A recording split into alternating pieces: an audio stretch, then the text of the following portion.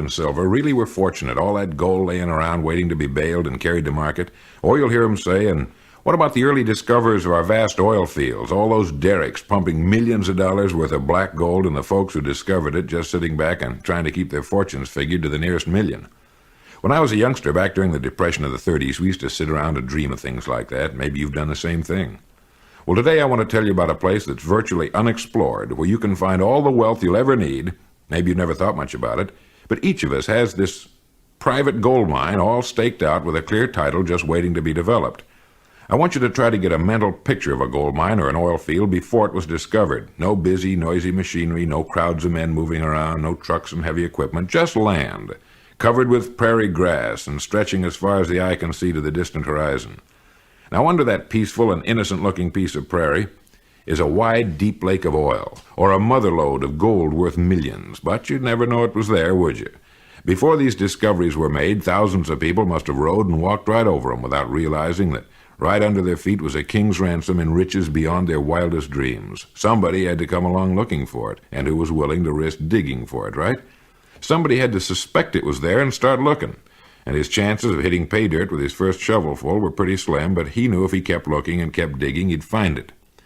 Well, you and I and everybody have free title to the richest continent on Earth. It's called the human mind, and it's produced just about everything you see and hear around you. It comes as standard equipment at birth, and maybe that's why most of us never use it. It came free, and we've come to the point where we don't value things that are free anymore.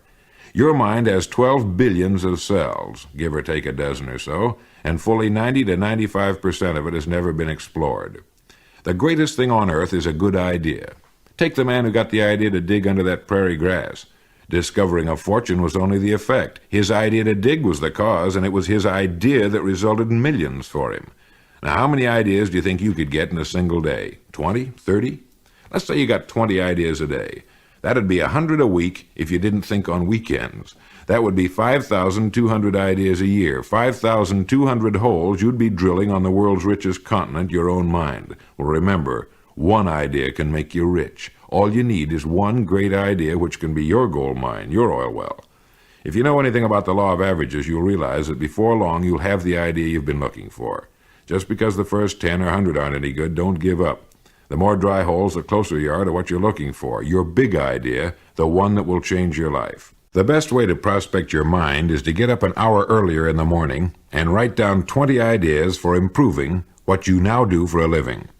The chances are that right now, as Russell Conwell used to say, right now you're standing right in the middle of your own acre of diamonds.